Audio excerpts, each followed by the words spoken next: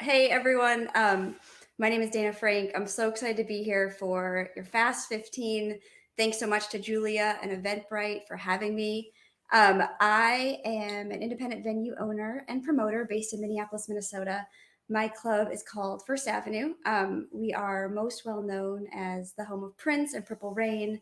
We were getting ready to celebrate our 50th anniversary. That was going to happen on April 3rd, 2020. Obviously, as we went into closures and into quarantine, we didn't get to celebrate that anniversary, but we did end up spending the next year gathering venues and promoters like ourselves under an organization called the National Independent Venue Association. So I'll just outline a little bit about my personal story, First Avenue, NIVA, and I'm also going to try to keep an eye on the chat and the Q&A if there are questions or other topics that you want me to cover.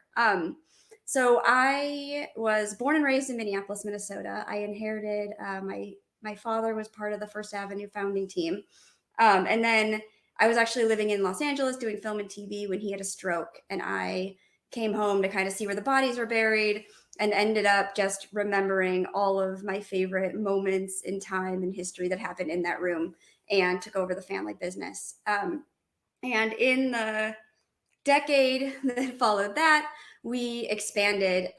First Avenue is a 1,550 capacity GA standing room. We do about 200 shows a year.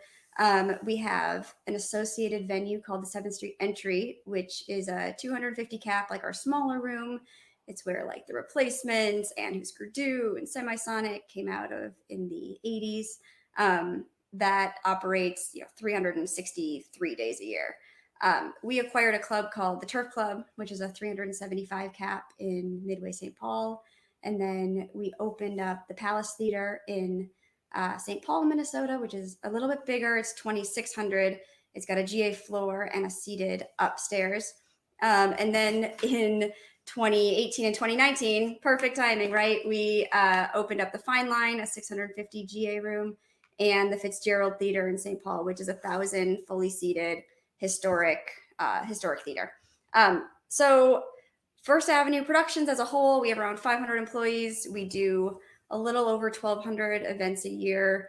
We really aspire to be an ethically minded, community-centered small business that is accountable to our local community and is dedicated to serving our artists and our fans and our employees. So when the shutdowns happened, probably like every single person here, it was a real like holy cow moment. It was in Minnesota. It was Friday, March 13th. We had 6 shows that were supposed to happen that night. Watching what was going on in like Seattle and on the coast the week before, we were keeping an eye out for news. We still really didn't have an idea that this was coming. So we had a band at the Turf Club, our 375 cap, that they decided they weren't comfortable. They pulled out. We had a dance night in the main room. We canceled that. We actually had a band loaded into the Fine Line, ready to play, keeping like basically our eyes on Twitter to see what was going to happen when the mandated closures came down. And so that moment sitting there, looking at ticket counts and all of the canceled shows and the ticket refunds and the complete inability to generate any revenue, we were like the only way that, the industry as a whole was going to get through this was going to be for government aid. So we knew what First Avenue meant to our local community in Minneapolis, and we knew the kind of relationships and just inherent trust that we had with our politicians. And we're like, well, there's First Avenues like in almost every city in the country. And so we worked on gathering all of these real like community-centered, decades-long institutions under one banner. We formed the National Independent Venue Association because the fight for federal aid became the kind of primary focus of the organization. I wound up as the board president and have really worked, probably 20 hours a day to get the aid and to establish this organization as like the trade association and the voice for independent venues and promoters in the country.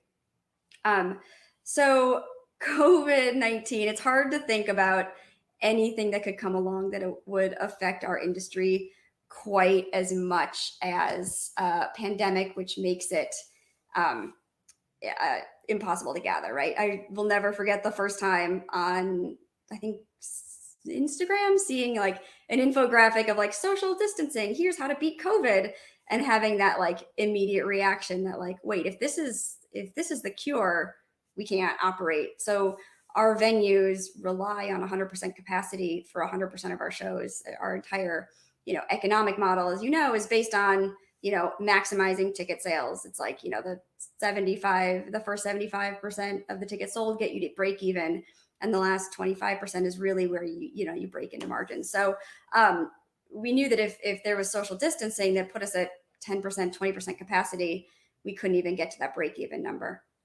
In addition to that, we rely on the national tour routing of artists. So, like we're not a restaurant, as you guys know, like our inventory doesn't like come off a truck. It comes in vans from bigger cities and smaller cities across the country. So even if Minnesota is able to open at 100% capacity, we need New York, Los Angeles, Nashville. We need 100% of the country open until our industry gets back to normal. So, it's harder. It's I would gather to say it's impossible to think of any industry that was more affected. On top of that, as I'm trying to think, the event creators on this call, as I'm sure you like intimately realize, there's the emotional impact of not being able to do what you love to do. And so all of it combined was really this like cataclysmic, like crisis, holy crap moment. When you spend, your whole life work is, your contribution to society is this space, are these experiences, giving people the best night of their life, giving that, that emerging band like the stage where they discover their audience, and that fan, the experience where they get to discover that band that will change their life. Like that's what we give to the world, that's our contribution. And so the thought that not only can we not do that, but that exact thing that we live for is actually making people sick, it was, the emotional on top of the economic was just really, really brutal. And what got us through it was certainly working together with other promoters and other venues, and realizing that we were all on the same page. And this community, which existed out there but had never really been gathered itself before, venues and promoters, it's a competitive business. You're trying to get shows. You're fiercely independent, so you're always fighting off the big guys. But for the first time, we really had a need and a desire to lean on each other.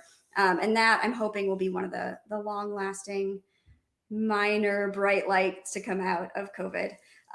So NIVA started with Independent Venue Week, which I would highly encourage everyone who's not familiar, if you have a venue that is independent, to become a part. It's a really amazing initiative out of the UK that kind of celebrates independent venues. It's, kind of aiming to be the record store day for the live experience. And so Moose, who is the head of Marauder, gathered everybody and said, okay, y'all need to start talking to each other. And then there were a few of us that at the end of the calls, were like, probably need an organization and a way to formalize this. And we really, went to work immediately with this, push for an advocacy effort and for federal aid. And, out of that, unbelievable things started coming, right? So like you get a bunch of really dedicated, passionate, productive people in a room, and you get them talking about ideas and what they can do at the time that, they're used to, when they're used to going out and they're not able to leave their house. So it was an unbelievably productive year. And I'm looking in the chat of like, does NIVA provide services? We are on the verge of revealing some really cool like insurance plans. We have a DEI committee that has provided unbelievable resources for making your company and your space a more equitable, safer space. We have a job board. If anyone is out there job hunting, really amazing opportunities. And we provide community and resources. And So, you get unbelievable people in a room, and we all just started reaching out to our friends and people that we knew that might be interested in joining up with us. And, before we knew it, we had 800 venues from 37 states. I remember when we sent our first letter, I was like, holy crap, I had no idea we could get this many people. And here we are now sitting with 3,000 venues and promoters and festivals from all 50 states, DC, the territories. And I would say of the 3,000 members, more than half are engaged in some kind of NIVA activity on a daily basis. It's been really exciting to all work together, because as the turn of the industry goes from the struggle to make politicians listen and realize that we were the first to close and we're going to be the last to reopen, and we need their support if they want to have our businesses on the other side of this. Now we're running right into the battle to reopen. So just a couple beats about the NIVA advocacy effort. There were a bunch of organizations, grassroots organizations, that popped up in the past year in the same vein of NIVA, a lot of which you've probably heard of. The Live Events Coalition for kind of more private events and special events. The Independent Restaurant Coalition for the restaurants. They got the restaurant fund enacted. NIDO, the independent talent organizations. And so we all just started talking and advocating together. Our lobbying effort really kind of kicked off with a 50 state precinct captain system. Remember thinking like, okay, well, if all politics are local, in our industry, like, we're the local guys. And so it's hard to think about like an AT&T or Verizon having better relationships. We are the place that you go after your softball game, where our kids go to school with your kids. And so we really, pushed really hard on what we meant. And as an industry that, we're not used to asking for things. Most of us, had never been involved in any kind of government initiative besides paying our sales taxes. So, for the very first time, we said, hey, we need some help. And we were really encouraged at how much people listened and the kind of relationships we're able to build. And we're hoping going forward to use that advocacy voice to maintain it and to use it to help the industry, to help artists, to help small businesses in ways going forward that maybe we can't even imagine right now. We also, in October, produced the Save Our Stages Festival with a partnership with Google YouTube that just won a Webby Award this week. So we, stayed busy as a way to really fill our minds, because it got really dark. I'm sure everyone went through the mental health struggles and the crises. And we found that, again, like giving to the world and being productive was the best way for us to combat that. So NIVA, National Independent Venue Association, was the organization behind the Save Our Stages campaign. We got almost 2.5 million people to send emails to our legislators. And I bring that up because we're obviously exceptionally proud of that number. We heard, the golf courses ran an initiative and they got 25,000 emails, and we're like, oh, okay, we got 2 million. That's, I guess, pretty good. And it really shows how much people in America care about live events. I mean, I can't tell you how many people in the past couple months have been like, when are you reopening? I can't wait to go back. And people were, telling their representatives, you can't let anything happen to First Avenue. And it really became a priority legislation for almost 30 senators, which we're really, really proud of. So what we're starting to see as states reopen, it is unreal how fast things are changing and how quickly we are expected to change and adapt. And it feels like a full-time job, right? To keep track of the state dates and the CDC requirements. At NIVA, we put out a reopening checklist that I would encourage everyone to check out. We worked on it in consultation with the CDC to make sure it followed all the guidelines. And it gives, recommendations and advice on how to do an event safely, because at the heart of all of this is the public health crisis. And keeping people safe and keeping people alive is the number one commitment of every citizen, and we take that on wholeheartedly. So this is a guide, again, with the CDC, that is how to do an event safely, and includes recommendations.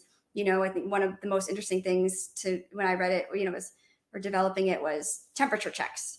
So temperature checks, they don't really scientifically keep COVID out of a room, because you have asymptomatic people, you have, people too early, too late, etc. But what they do really do is show your customers that you take safety seriously in your venue. And it could discourage people that are having symptoms and that maybe they probably know they shouldn't go, but like they really want to see that show. It maybe just gives them pause to stay home. So there's a lot of really interesting tidbits on that. All of us we went from 60 miles an hour, right? Like the shutdowns in March after the best year ever, right after our slow season, ramping up after South by, like getting into the busy spring. We went from 60 to 0 within 3 hours notice. And now it feels like we're going from 0 back up to 60, us, and probably, again, most people, like, we don't have staff, our buildings, or maybe have some deferred maintenance, our tickets, or maybe the postponed shows still have tickets sold, but we're kind of starting from 0 and having to ramp up like immediately. So we tried at First Avenue the best we could to support our community while we didn't have any staff and were lobbying full time. But we really used our email list to do a lot of community support, obviously being in Minneapolis and even everywhere in the country and the world. Just the exposure and the really awakening of the racial and systemic injustices in our world. We did a lot of community support, mutual aid, highlighting other organizations that were doing amazing work, and places that people could contribute. And now we're starting to get back into using our newsletter to promote shows, which is a really, really good feeling. We are trying to encourage people to get vaccinated. We are a post-vaccine industry. As I mentioned at the top, we we need full capacity 100% of the time to operate. So we are trying to get people back to vaccinations. And that is really what's on our priority list. I see a bunch of chat. I would please go to NIVA SOS. I'm terrible at typing in the chat, but nivasos.org has the checklist and I spelled that wrong. Has the checklist and DEI resources. Like, we all have to rehire, but here's how you do it. Here's how you do it equitably. Here are some things to think about in your job postings to express to future employees that you are an organization that cares about equity and DEI. And other industry resources. Please join NIVA, get all of the info. If you have not applied for a shuttered venues operations grant, there is still time. Please do it now.